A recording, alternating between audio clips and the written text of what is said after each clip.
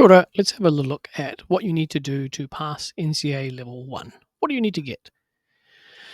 So this is about how credits work, how literacy and numeracy work, and the total of what you need to get by the time you want to get NCEA Level 1. You might try to do that in 1 year, in your Year 11 year, or it might take you more than 1 year to get everything you need.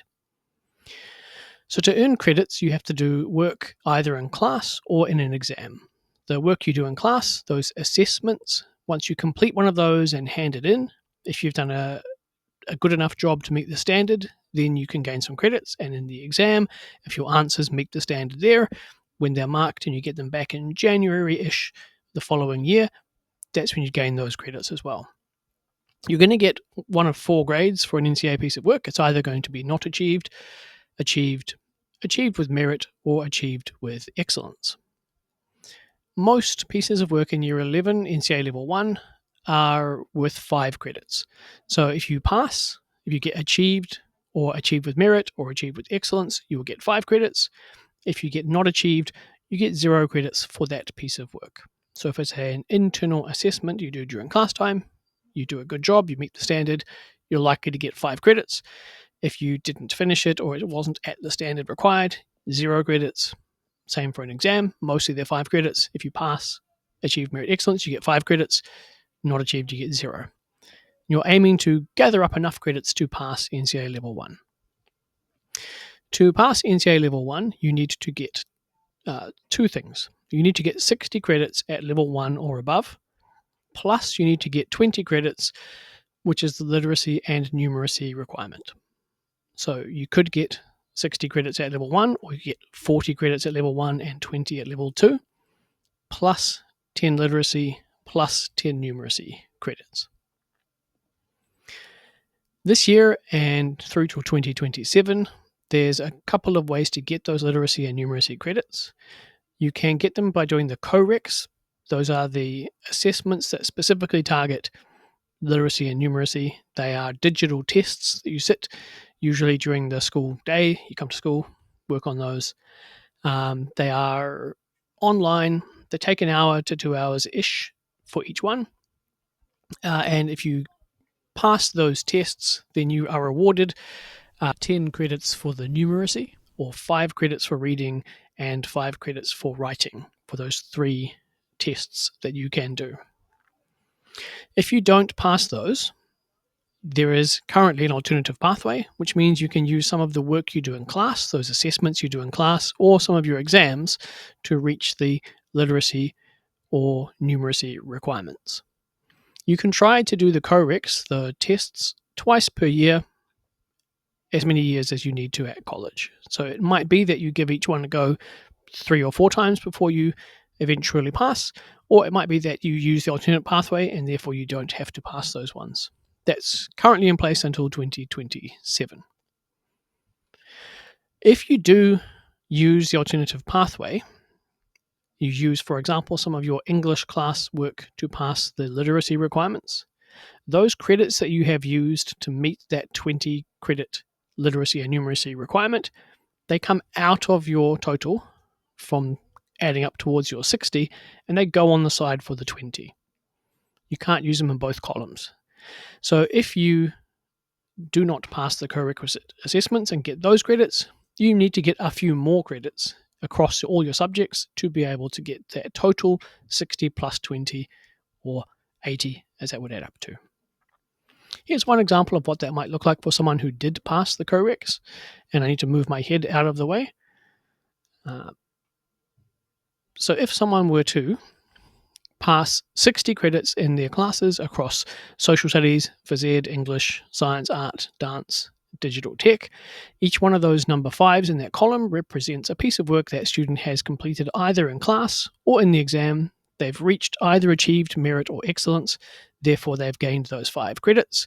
And if you do that 12 times, you'll get your 60 credits that will sit as your main part of your passing NCEA Level 1. As well as that, you have to get the numeracy credits. In this example, I'm made up a student who has passed their numeracy coreq test.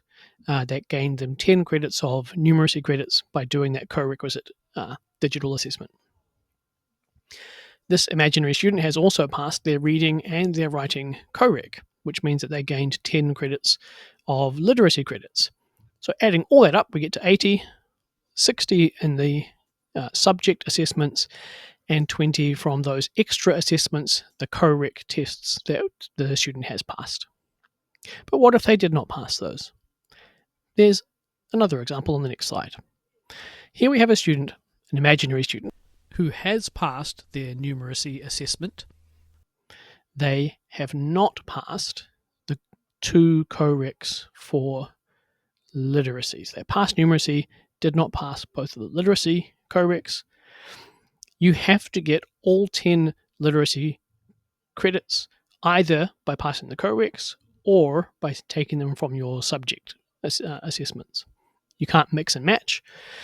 So if this student did not pass, for example, the writing corequisite, they would have to use 10 credits from their classwork or exams to pass that literacy requirement. And there's a limited number of those. Typically, they come from your English class. So in this case, the student, you'll see, has no English credits adding into their 60 total. They only got 10 credits and they had to use them all for literacy. So they sit over in that literacy column. They did pass their coreq numeracy, so that's going to sit in that numeracy column. And then they had to get 60 credits, not including the English, over on the left-hand side. One thing that's an advantage for this student is they did pass their coreq reading, which is a level 1 unit standard. So they can use those 5 credits to count towards the 60 because they're not using them to count towards literacy. The upshot of all of this is whatever level of NCEA you're going for, if you can pass the coreqs, that's great. Those are 20 credits worth of assessments that will cover that 20 you need for numeracy and literacy. If you do not pass both of the literacy, or if you don't pass the numeracy corequisite, you can use some credits from your classwork and your exams, for example, your maths class or your English class, to meet that numeracy and literacy requirement. But if you do that, those credits go over into those columns and they do not get counted towards your 60 credits you're trying to build up. So if that's you, you would need to pass a couple more things in order to get that 60 total credits to pass NCEA Level 1. The other good news here, though, is that it's 60 credits at Level 1 or above. So at the end of Year 11, if you have not yet got 60 credits, maybe you've got 45, as soon as you get 15 more credits at Level 2, they count towards your Level 1 assessment, and you can be awarded your Level 1 certificate once you've built up those credits. So the progress you've made when you're working in Year 11, it always counts. Whatever you can pass, whatever credits you can gain is great. As soon as you gather up enough, then you've met the requirements and you can get the certificate at NCEA Level 1 in this example. So it's quite possible that there will be students who are working in Year 12 who needed to gain another 10 credits. Maybe they needed to gain their literacy. And once their English work at Level 2 is complete, they will gain literacy and get Level 1 partway through the year and Level 2 at the end of the year, as long as they pass a total of 60 credits that haven't been used for numeracy or literacy purposes. Good luck.